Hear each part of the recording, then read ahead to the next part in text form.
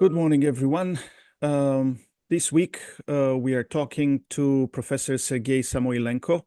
Let me read his profile from the webpage of his university while trying to admit some students in Zoom. So, Professor Samoilenko is an assistant professor in the Department of Communication at George Mason University. His research focuses on issues in strategic communication, reputation management, climate misinformation, and subversive communication. He's a founding member of the Research Lab for Character Assassination and Reputation Politics, CARP. Dr. Samoilenko has authored and co-authored several books, including Character Assassination and Reputation Management, Theory and Applications, the Routledge Handbook of Character Assassination, and I have it here. Shameless plug. Handbook of Research on Deception, Fake News and Misinformation Online, and other books and edited volumes. Dr. Samoilenko actively contributes to the development of communication education internationally. He is the past president of the Communication Association of Eurasian Researchers, CAER, established to connect communication scholars interested in post-socialist societies. I hope I can consider myself a good friend of Dr. Samoilenko. We have known each other for many, many years, and he has been a keynote speaker to my international studies program event in the spring a few years ago. He has helped me make all kinds of connections to help in my classes, especially for international studies. Welcome, Dr. Samoilenko.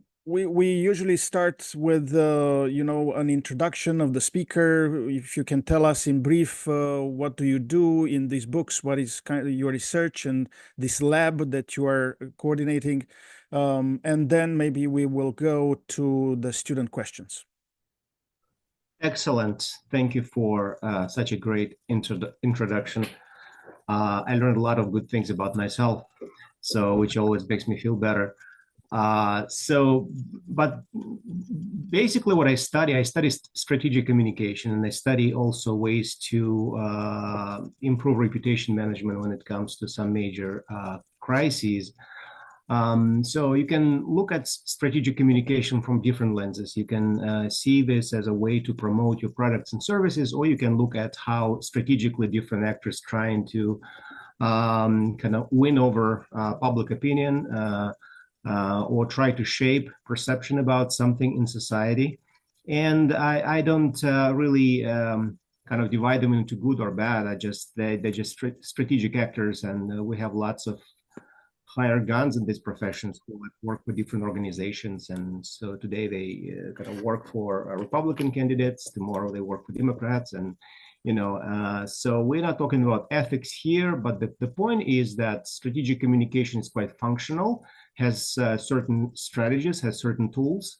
And if we study those strategies and tools, we'll be more informed and more savvy when it comes to actual practice. So we can recognize them better. And when they target us, we can also maybe counter them by not buying things we don't need, or not following ideology we don't benefit from, right? So at this point, that's kind of my field of study. And I specifically study things related to reputational attacks. And so I've been, there was for many years a void in academic research about that. While negative campaigns always been around, smear attacks on politicians, public figures always been present, but we haven't really studied them in essence. And what we decided to do with my research lab is going to fill this vacuum and make sure that the public is more aware of those tools and tactics used. And also, we wanted to help people to find answers how to manage reputations when crises come. So that's why basically what I do in brief. And I'll be happy to answer any of your questions. Yeah, I wanted to, to set from the beginning some explanations on differences in terms. For example, reputation management, character assassination, as you mentioned, have existed in politics forever. And everybody here in my class will be interested mostly on what's happening in the United States. But of course, I have some international students, and my American students are also interested in what's going on around the world. But you come from Russia, right? So can you tell me what is the difference between compromat versus reputation, character assassination? Is it the same?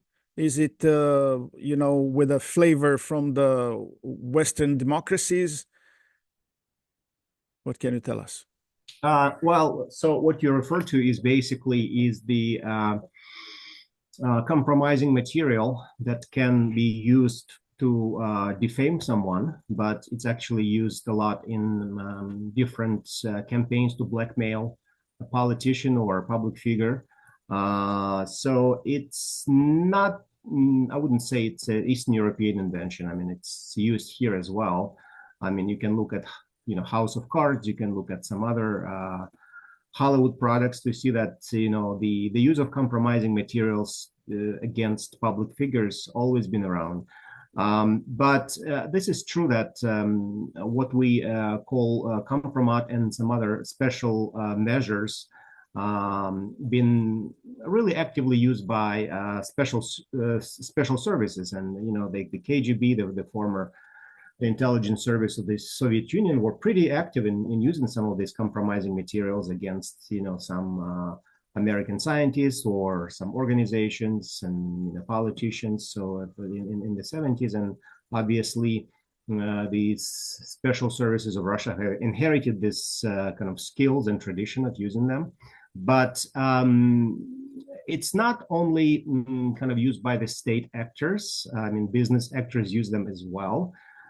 If we look at some corporate wars, I mean, you can see how compromising materials can be collected and used against, financial opponents. So, so at this point, I could see that what we can do, we can basically look at some of those classified tools and instruments used, but of course, some of them have more or less cultural flavor. I would say, and then we can talk about Russia and Eastern Europe in particular more in detail later on. So campaigns to compromise something, in the case that we just discussed, it's about power players, either representatives of government or people who have money from the corporate world, who can afford actually to collect the data and have people in place to advertise, to spread the negative connotations on anything that somebody has done, because it's inconvenient. That person is inconvenient for them, and they want to take them out of the way, right? Right, but at the same time, with the kind of a social media and the new kind of investigative journalism, I would not say that it's compromat as an actual method. It's only used by the power structures anymore. It can be used by organizations like WikiLeaks, for example, or others. And it's hard to say whether some of this use of compromats, it's only to justify the purpose of kind of satisfying the interest of some authoritarian states, but could be also used to keep the public informed about something. So, and that's kind of the one of the main thing that when we come to character assassination, which is the slightly different, because it's a kind of umbrella term to explain different use of subversive communication, whether it comes to disruption, whether it comes to the smear campaigns, negative campaigns, whether they are neutral or they necessarily only used by bad people. Right. So I look at them as an actual instrument of they can be used by different actors and in different sociocultural contexts, because So there is this scholar, Will Benoit, who is known for image restoration theory, but he also has this theory of persuasive attack. And he kind of argues, and I tend to agree with him, that sometimes persuasive attack can be used for good reasons. For example, if this attack or criticism helps the public discover some hidden, secrets of the corrupt politician, or there are certain things that we need to know about a public figure that that person is trying to hide, but we as the public, we kind of like, we need to know that. And that's why, I mean, a lot of those attacks and accusations and allegations against powerful figures like P. Diddy or Harvey Weinstein, they helped our society realize certain things about, power abuse in society, social justice, and other things. And so in other words, so character assassination can be used by bad folks, to all of the above things, silence dissidents, for example, or whistleblowers. But it can be also used by investigative journalists, by digital activists to reveal some of the hidden secrets and some, things that we deserve to know as members of the society. Yeah. So in my opinion, we should help the students understand that there are some differences, because you would hope that a journalist or somebody representing WikiLeaks who call themselves, some kind of a muckrakers of the world, are doing this with a good intention. But when representatives of a government or secret service, security forces, not secret service in the sense of, who is protecting the personalities here. But those people, when they attack somebody, they attack with bad intentions. They just want to destroy their character because they want to take them out of the way as political opponents. Right. So there is a huge difference. Plus, if we throw in this combination, the cancel culture that is called, the initiative, somebody online that can gather the forces of the internet and the gut reaction of some people. And sometimes those campaigns, seem to be just misled. Not necessarily with a good or a bad intention, but just because of a perception. It seems to them at a certain moment that a person is crooked, so they want to take it out, and something goes viral, and then they collect the negative energies of so many other people. But I saw in your handbook at the very beginning some, definition of terms, what kind of, it seems to me you muted yourself. Yeah, I'm trying to connect from a different computer, okay. Because actually Zoom says that it's going to update. So I turned on another laptop in case I disappear from the screen. I understand. I admitted you also from that source. Yeah, so there were some definitions of what character assassination can mean, or what are the categories. It starts with the attack ad hominem, attack to the person, to the man hominem in Latin, right? But there are so many other categories. To me, it's very important to understand, first of all, if the attack is coming from a good intention or a bad intention.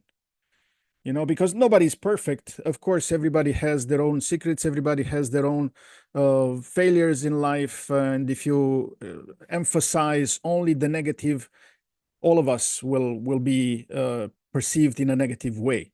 It's just that when you want to accede to a position of power, to become a senator, to become a representative, to become the next president of the United States, all the attention will focus on everything that you do, and then there will be the battle of perceptions. It's just that these people are surrounded by communication specialists, people who intend to build their reputation in a certain way and to protect them by any ill perception of a moment. If they fell asleep when they were supposed to vote on something or to listen, pay attention with a president, for example, has to meet with so many people in a day. And of course, at the end of the day, they will be tired. And they cannot act exactly as it's expected of them at all moments in the day. So, I think there is at play here also the problem of the fact that in the modern world, we deal in perceptions rather than in realities. Yeah, you're absolutely correct. You're absolutely correct because, in fact, we deal with perceptions, and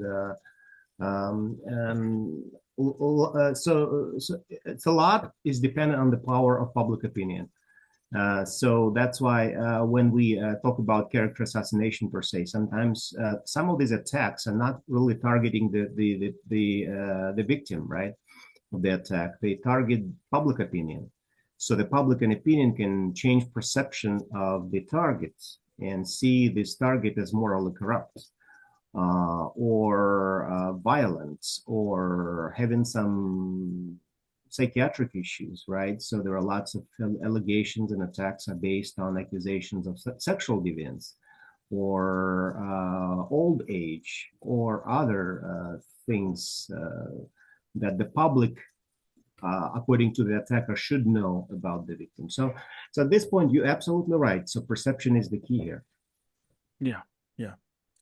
So, do you feel like we should go to the questions from the students? Sure, of course. Okay, I have here, the first question comes on the list from one of my students who is an exchange student from France. Ines is her name. She says here, given your research on climate misinformation, how do you see the rise of greenwashing complicating efforts to counter false environmental information? It's a very smart question. Thank you, Ines, for asking. Yeah, so greenwashing is an issue because obviously we've seen lots of companies trying to appear more green or environmentally friendly while they are not. So in fact, that you see a lot of, for example, products sold in the plastic bottles that are not necessarily environmentally friendly, but they still put the green leaf to change our perception of them. So when it comes to climate misinformation, so it adds to the chorus of misinformation we know about climate science, and that indeed distracts us from properly responding. Because sometimes when we see the misinformation campaigns use character attacks, they're not necessarily trying to smear the public image of the person, but they also try to make the person spend time, money, resources to respond to those attacks or allegations. And that could be one of the strategic purpose of why some of those attacks are being used. So, and I believe the greenwashing used by companies not necessarily helping our society to deal with environmental issues. So I would tend to agree with you. It's pretty much, it's a problem right now. Yeah. Yeah. She's also asking, and I don't know if we will have the time to ask all the questions from all the students, but I think this is also an interesting question. How do communication strategies differ in post-socialist societies from more established democracies, especially regarding misinformation and political manipulation? It depends because there are different countries in post-socialist world that deal with things differently. I mean, like countries like Croatia and North Macedonia, they're very different in the way they approach things. But they both come from the same country, former Yugoslavia, right? So that's why it depends on lots of circumstances and lots of factors, such as legal system as well. If you're part of the European Union, there is such a thing called the right to be forgotten. So, for example, if you smear online that the person has the right to request this defamation material to be removed, while it's not the case in the United States, for example, when there is a much loose regulation when it comes to the internet and social media. And obviously, when you talk about countries that are not members of the EU, right? So their legal system could have lots of loopholes there. And so you, and as an individual, are less protected, right? By the if you confront powerful enemies like big corporations or the state, right? So at this point, every country is different, but you have to look at different factors, including legal system, to see how protected you are. Also whether attacker has a chance to and enough resources to bring you down. So that's why, I mean, there are lots of factors you need to consider. How motivated is the attacker? And I mean, what are the resources available? What resources you have? How big is your social capital? Do you have resources to respond? Do you have some bloggers or journalists who feel friendly towards you to help you out? So lots of things come into play, and that's why we have crisis managers and strategic communicators who help individuals and companies when they face some of these attacks. Yeah, but in your perception, especially for the countries that are in Eastern Europe, former Warsaw Pact, is there one country that stands out in a better approach to such issues? So again, I'm not familiar with all countries. So when it comes to countries like Russia, for example, it also depends on how strong is public opinion and whether you have enough resources to get public opinion against this attack. So some attacks, for example,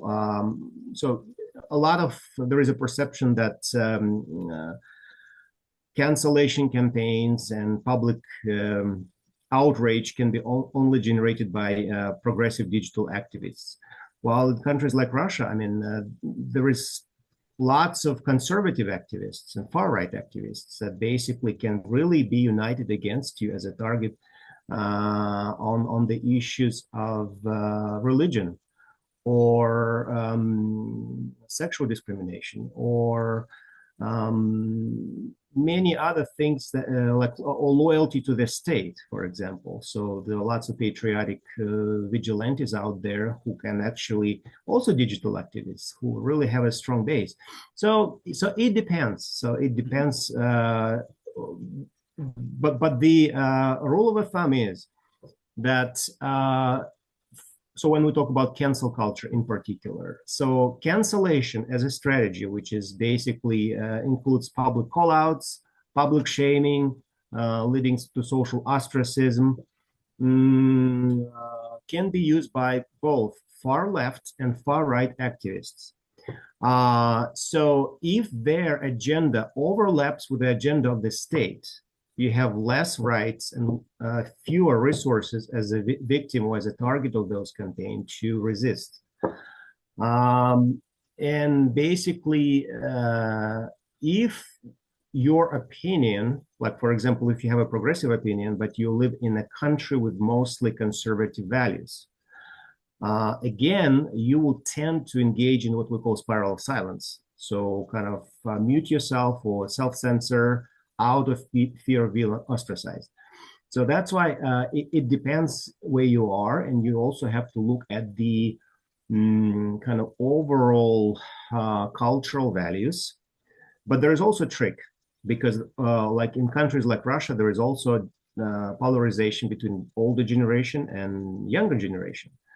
While older generation tends to be more conservative, so there are lots of young people, especially urban young people, who share lots of progressive values, which are not different from values of Western European young people, especially when it comes to issues of sexual discrimination, sexual abuse, gender equality, views of homosexuality, and many other issues. So that's why there were some cases where some YouTube celebrities and influencers in Russia were canceled by young people when they express some of the misogynic views or some views endorsing domestic violence. So that's why it depends. Right, right. No, you're right that it depends if you are, especially for a country like Russia, where the power is centralized, and especially in the situation now with the war with Ukraine and the fear that the West, the European Union, the United States, NATO is trying to take territories, trying to wield more influence towards the territorial space of Russia. I saw a few days ago on Euronews on a different topic, the discussion on how many children young families should have in Russia. And there were representatives in the Duma, the state representatives, who were, of course, joining with in the same chorus with Putin, saying that the young families should have up to 8 children in their families. And then they were interviewing somebody from a woman from an organization that is trying to take care socially of young families. And she was saying, young people don't necessarily want to have more children in Russia because they can't afford them. It's not it's not that they are not patriotic. It's not that they don't want a better future for Russia, but first of all, they want a better future for their families. So in the economic situation nowadays in Russia, they can't afford to have up to 8 children. So it's interesting to see how through interviews somebody from the Duma, politicians in place, will just be megaphone voices of the central idea. Yes, our natality is decreasing, so we need more children for the future of Russia.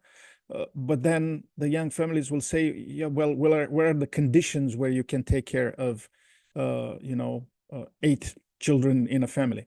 The same here in the state of Missouri, where I helped collect signatures in the spring for increasing the minimum wage, but there were people collecting signatures for, putting into the Constitution that the families will have to decide about the reproductive rights. Yes, because in Missouri we have now a law that is banning abortion totally, even in cases of rape and incest. So that is awful. And I had some discussions with some people, older women, for example, saying, oh, wow, you have to keep the child, not necessarily because God says it, but because there has to be a future for a person that was conceived. And then I said, okay, but who will take care of those children? There are so many situations in which you can let them be adopted by other families.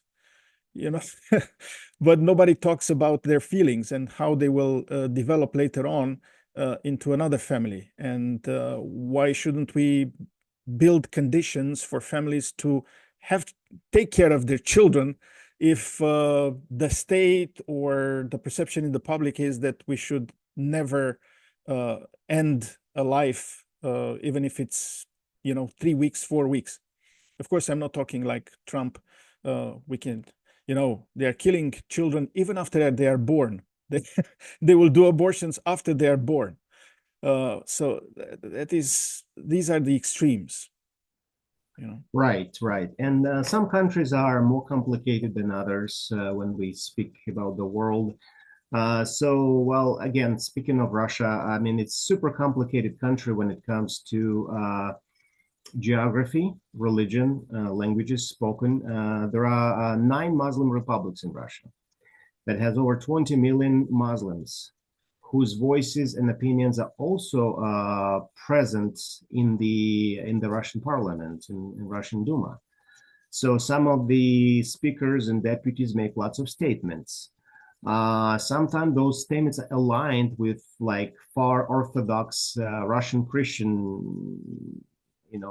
lobbyists representing their values, which of course opposing the progressive values sometimes of people from Moscow and St. Petersburg, which are super like westernized cities, but at the same time they have to kind of deal with a lot of the views coming from the regions. There are some territories in Russia which are Buddhist, close to Mongolia, right? So it's, in other words, I mean, it's super complicated where people speak like many different languages, and they have different views on, social issues like abortion and natality and women's rights.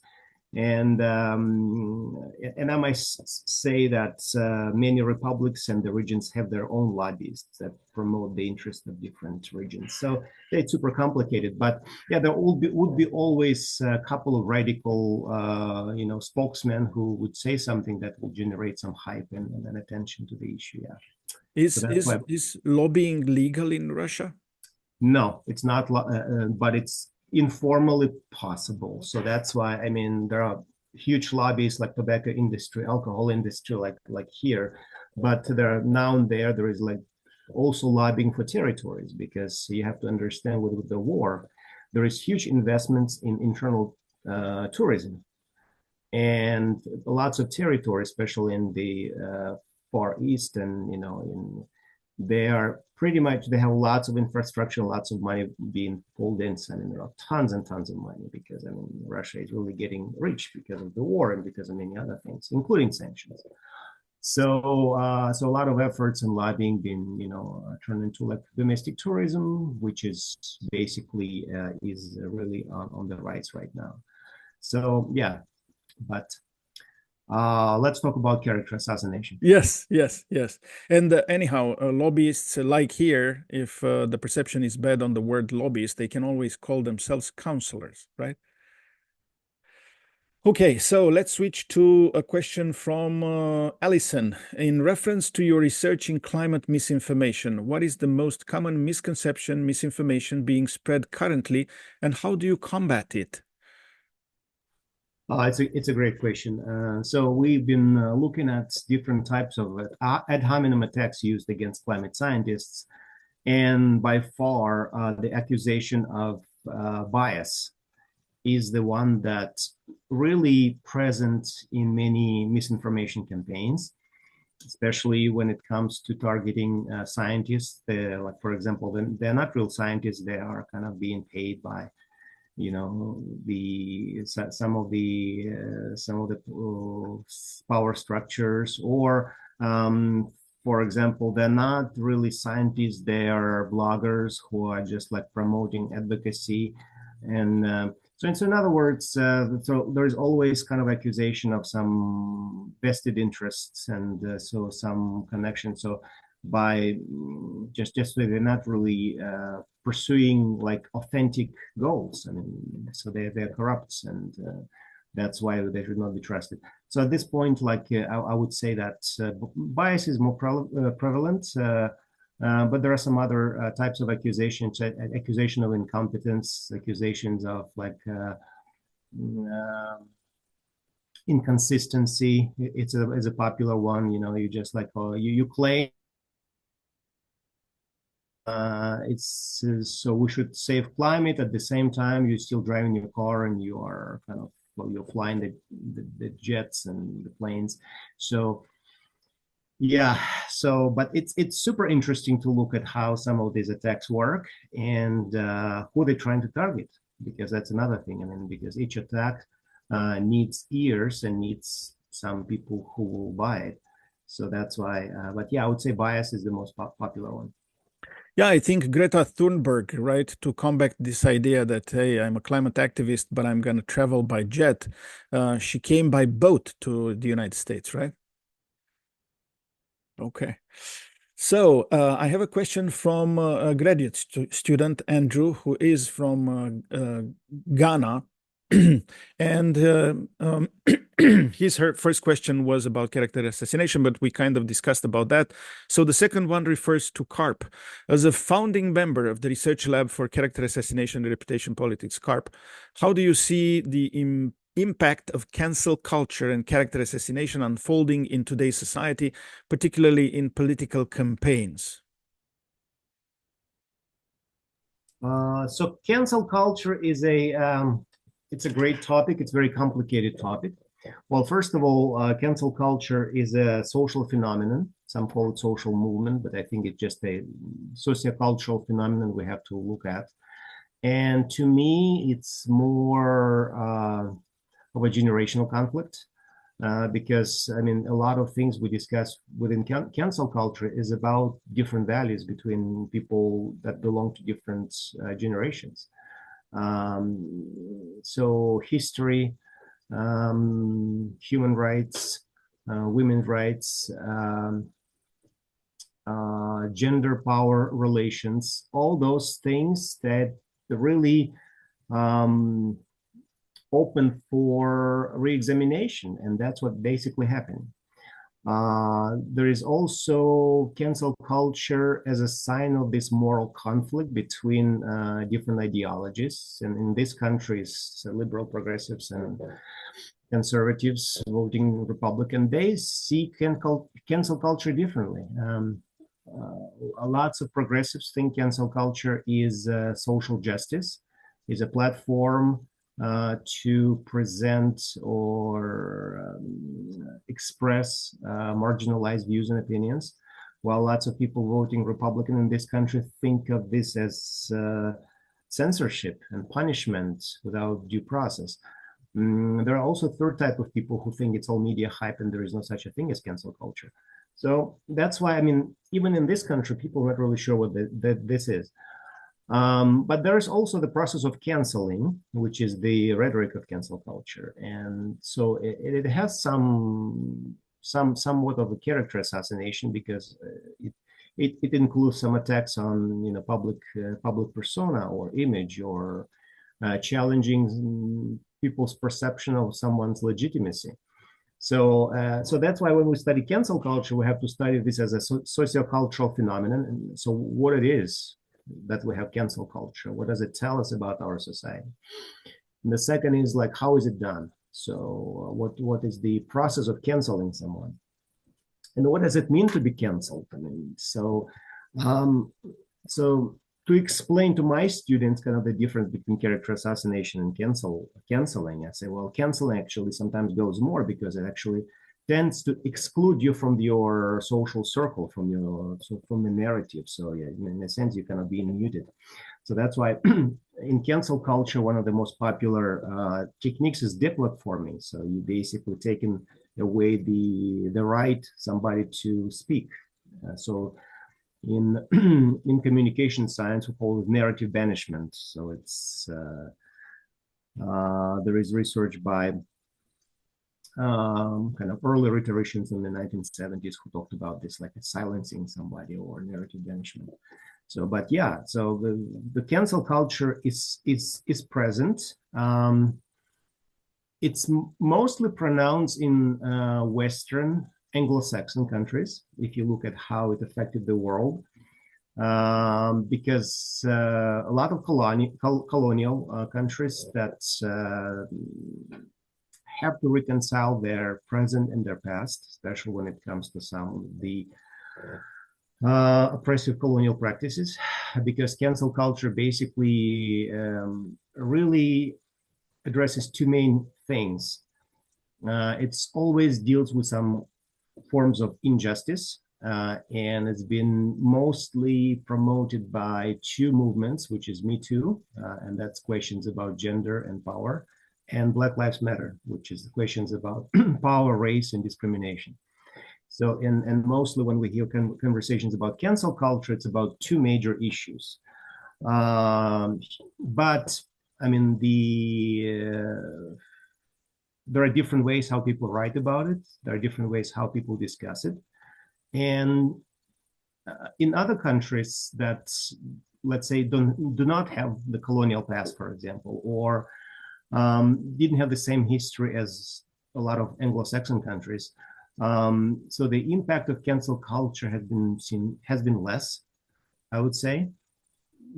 So that's why we didn't really see a lot of these repercussions in countries of Central and Eastern Europe, I would say, which also has pros and cons, because yes, I mean, there is a legitimate criticism that cancel culture can be out of hand, and some people can be heard that's basically for one misstep or one episode of kind of the violation of social norms, right?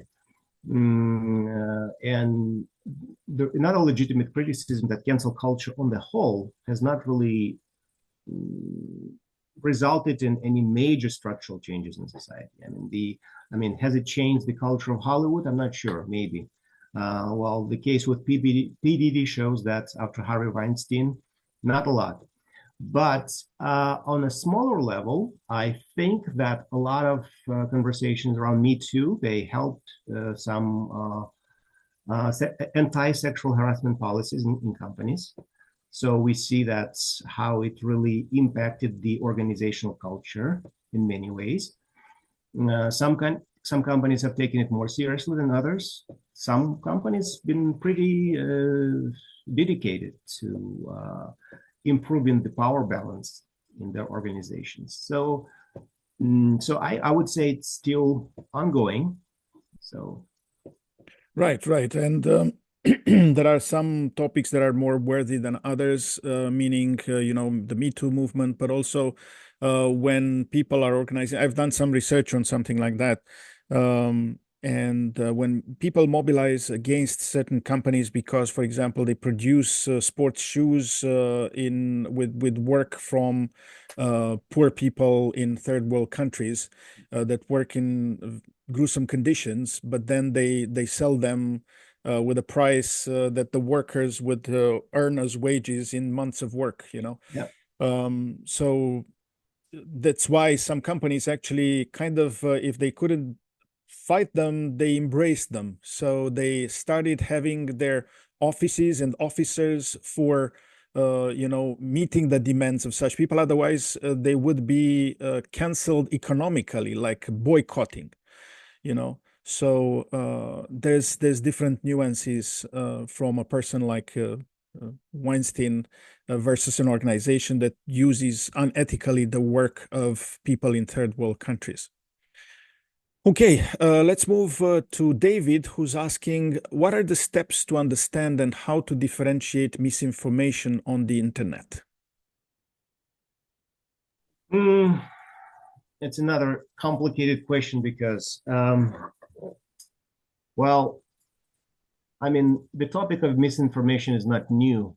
And we've been talking about misinformation since 2016 election. It's been on the go. I mean, it's always been out there, but with the social media, because everybody has now this opportunity to post anything on the internet, I mean, it became just widespread.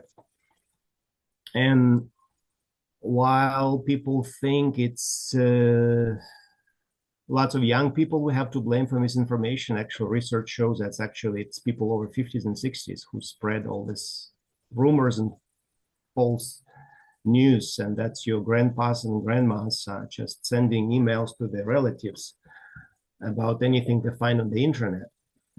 And I pretty much sure that young people are more savvy when it comes to differentiating what's true, what's not, because they're digital native. They grew up with this, so they can actually tell sarcasm from the actual truth or irony from other forms of expression on digital media. I think they're better like detecting deep fakes, for example, than older people.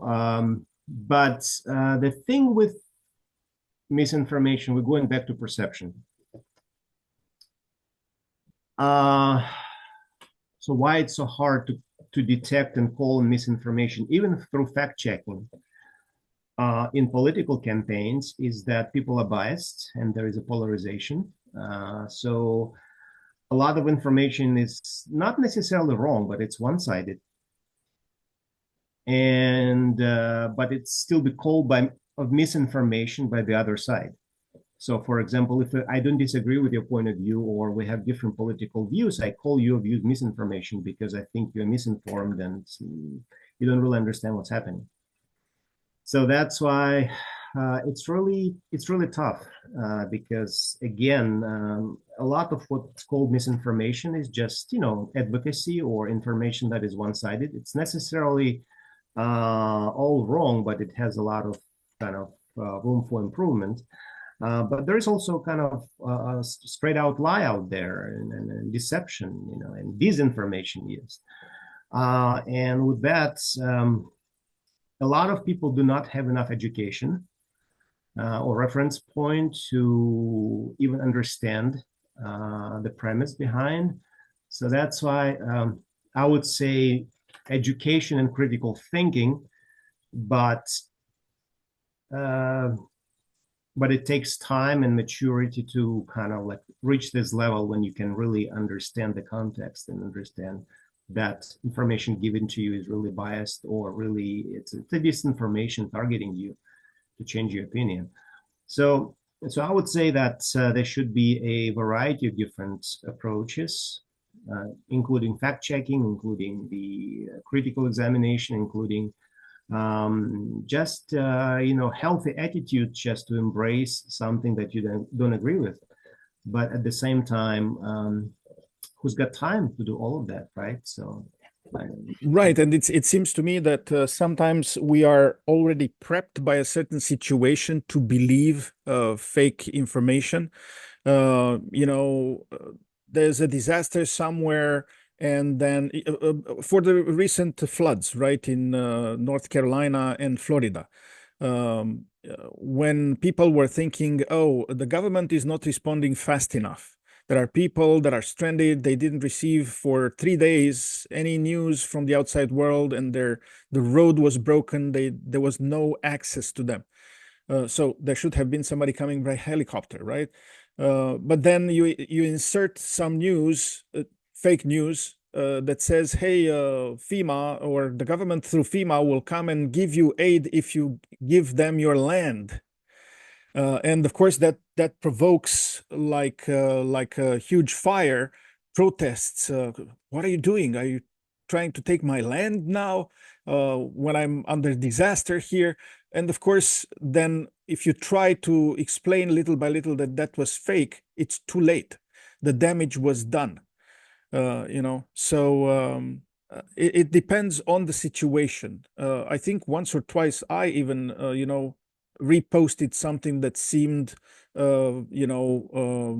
like the response on people coming out on the street, and then that was a fake image taken from the 70s when there was a show or something. So to show big masses in the picture, you can insert it to any situation that is explosive.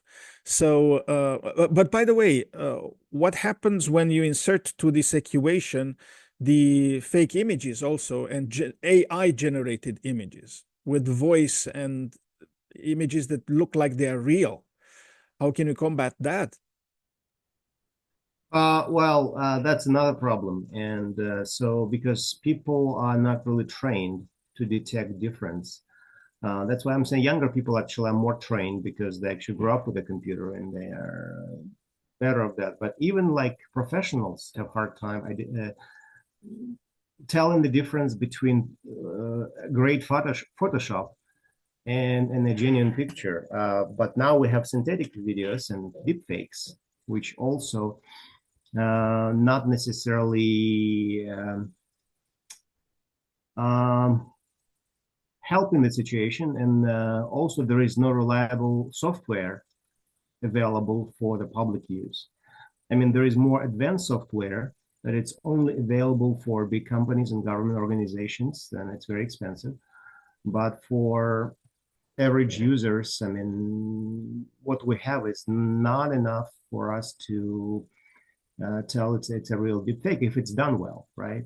Because I mean, to tell a deepfake, you really need to understand the pictures in whether it's synchronous, whether the image been cut out well. You need to understand the audio. You need to understand many other things. So that's why, yeah, it's a big problem. Yeah, yeah. Let's switch to the next question. Cody is asking, what is one thing that you see in our generation and your own students that you think is a positive within how we are involved in politics? Well, I think younger people are savvy when it comes to, again, understanding how different media works. I think they have this innate ability to multitask. They have this innate ability to call the bluff online. They're less competent when it comes to interpersonal communication. But at the same time, it depends. So it depends what you want from the career in politics, because I mean, a lot of so nowadays when you look at, let's say, political science or political campaigns, it's pure marketing. And so there is always careers available for people who like data analysis, people who like to monitor and listen to social media, for people who want to do content analysis of conversations. So, and I think, you know, young people and generations now actually are more prepared than our generation for this kind of tasks. But at the same time, obviously, older generations were better prepared for resolving conflicts, interpersonal conflicts, dealing with being more patient, and dealing with a lot of uncertainty. So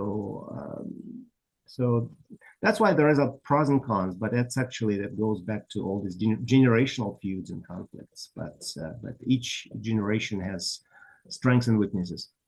By the way, what would you advise the younger people? Because, you know, they have this perception, oh, for example, Facebook is for my granddad. But on the other hand, you know, if they recoil into an app that has only 10,000 or up to a million people, as compared to Facebook that has billion, wouldn't they miss the opportunity to use a platform that has a bigger reach? Of course. And that's, I mean, look, when you graduate, when you have to work with, for some agency, right? I mean, you have to deal with different demographics. And so there are people who actually, surprise, still read hard copy newspapers, right? So you can still kind of take a newspaper and just see how it's written. Each format has its value. That's why discriminating against age does not make you a competent communicator. So you have to understand how Facebook works, how Instagram works, how older formats, newer formats work, how they evolve, how they change, to know the pluses and minuses. And I mean, there are still careers and jobs in radio, and radio is still in some states and for some professions like construction workers or in ethnic communities, they're super powerful. So that's why you have to kind of understand them all. Mm-hmm. Okay, thank you. Moving to William, what is your number one point when giving advice to people when trying to decipher news sources? I'm not sure I understand the question. So I think he's referring to, you know, how can we trust news sources? How can we, what would be the method of understanding which is the source to trust? So obviously there are some things you learn in your research methods class, how to tell good information from bad information, like recency, how recent this is, who has published it, so what's the affiliation of that person. If it comes from a place, let's say Heritage Foundation, or I don't know, Brookings Institute, or you have to see whether it's a think tank. So think tanks are not necessarily wrong, but they have bias, and they advocate on behalf, whether it's like a conservative or they are progressive think tanks, they have their own kind of agenda. So that's why you have to say, okay, well, they're going to tell me this thing, but they're not going to tell me about something else.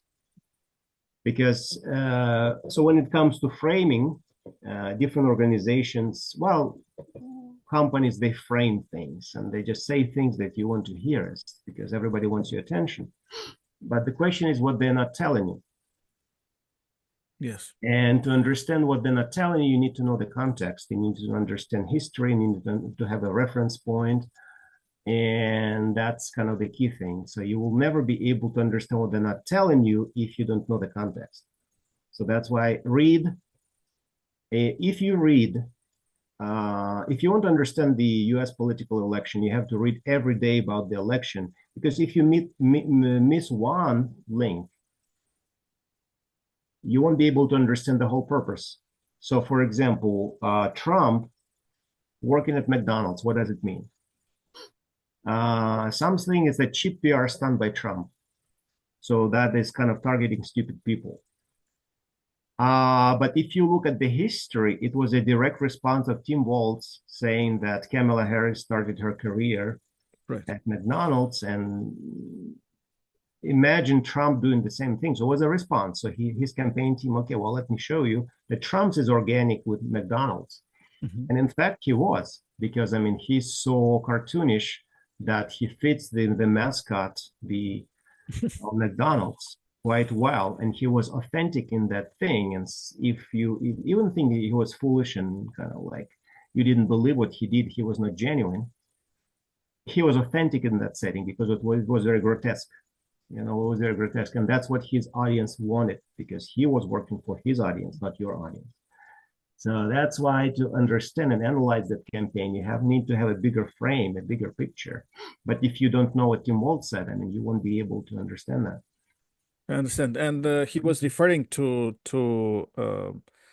Kamala Harris, always saying, no, she didn't work at McDonald's. Right. So he's trying to say she didn't work, but let me show you that I can work at McDonald's. And look, I like it, but only the fries station, not the hamburger. Anyhow, I have another interesting question. Switching gears here, Liliana is asking, what proved to be the most difficult part of writing a book on your recent career experience? Well, because I work with, CARP is an interdisciplinary team. Because I'm the only communication scholar on the team. So we have a rhetorician.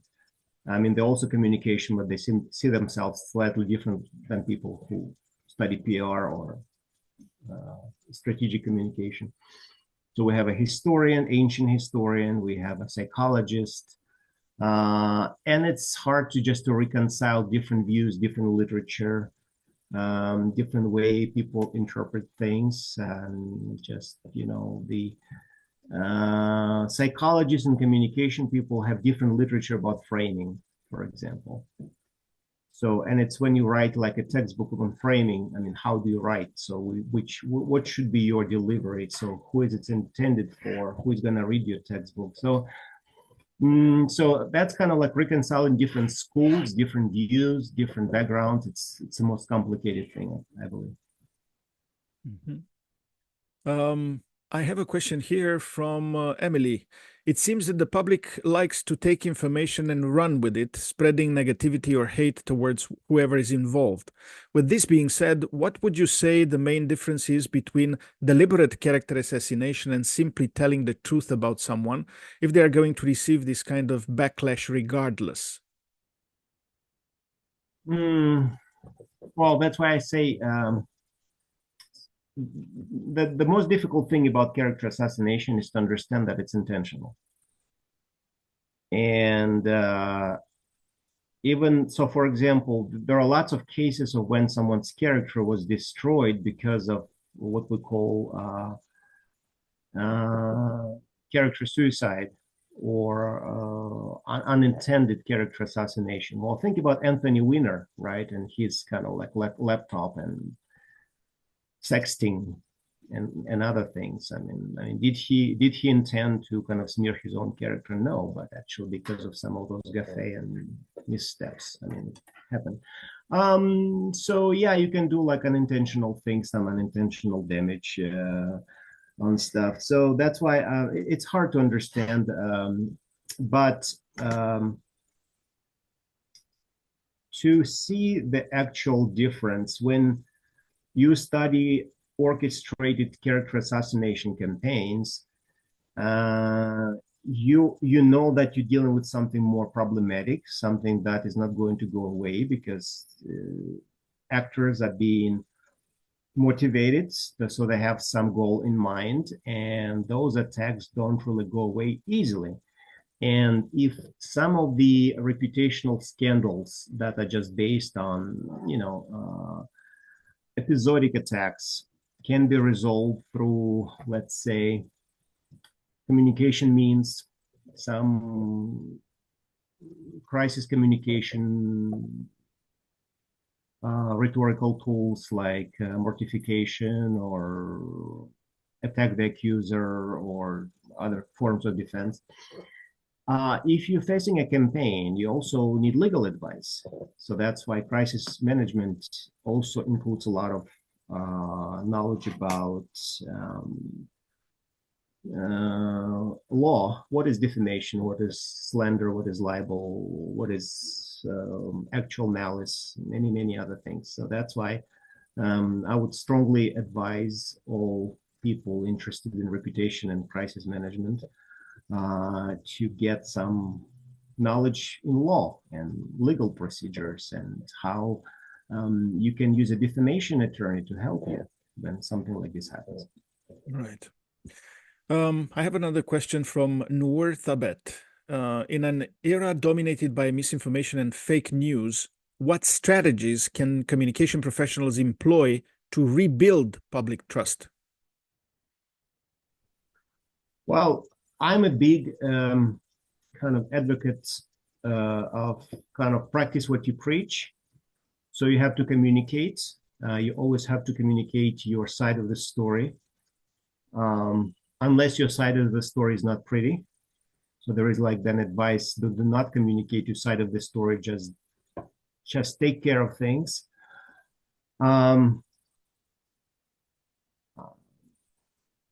So yeah, practice what you preach. So communicate, but at the same time, show improvements and show how basically you do something about this. And then this consistency helps you. So people don't like inconsistency, and flip-flopping other things really not taken well by the public. Tim Walz recently, right, was told, hey, you were not in China or in Iraq? In Iraq, right, when I don't know what happened. So he was saying, in the end, I misspoke. I was there in that period of time, but not exactly, I forgot. So I made a mistake. So, and nobody actually insisted too much on that story because he admitted there was, and indeed it was a small mistake. So that was not a huge problem. But it was involving his credibility as a person that was, saying that he has been in the military for 20 years and so on and so forth. Right. Yeah. So I have another question from Lauren, and we're very close to the end of this. What strategies can individuals use to defend against political character attacks?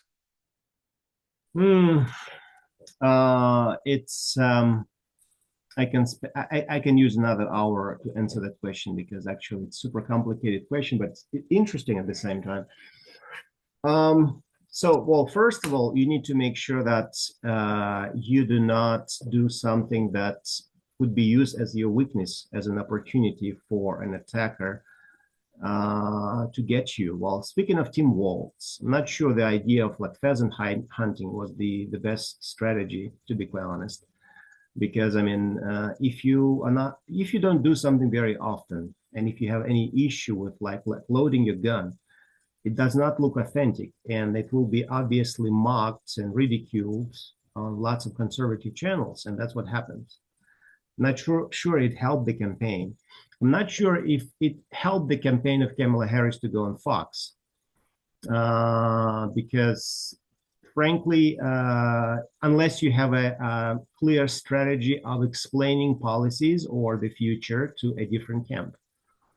But if you go there and try to say bad things about their candidate that they love and support, it's not going to really help your case. So at this point, so it depends. It depends on a lot of things that you do that could be used against you by your opponents. So that's why it's much harder to target you if you don't really have those weak spots.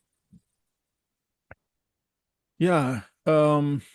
Well, I have here the last contributor to the list of questions, and I was looking through her three questions, but we kind of discussed on some of the issues that she includes in her questions. So um, let me ask you a very easy and complicated question in the same time. What made you want to write a book? To become rich and famous.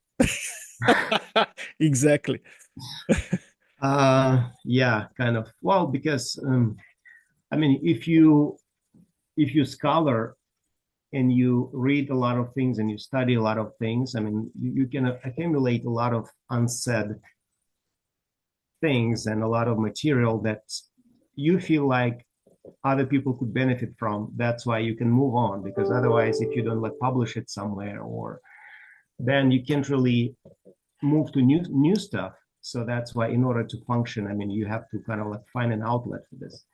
So, and that's why it was for us. I mean, we felt like, I mean, we kind of possessed certain type of expertise that people cannot find anywhere else. So that's why we wanted to like do a book about this. So that's why we did those 2 volumes on character assassination. Plus, what do we say in the academe? Publish or perish, right? Right, exactly. So it helps us in our career to contribute knowledge that can be then taught in courses in classes. Well, this was a fascinating discussion, like always, with Professor Samoilenko. I hope the students got enough information from the topics that were launched connected to the type of research that Dr. Samoilenko has done in his life. And thank you very much for your time. Always a pleasure. Thanks a lot for having me, and good luck with your class. You have a great professor. Yes, thank you so much. Have a good day.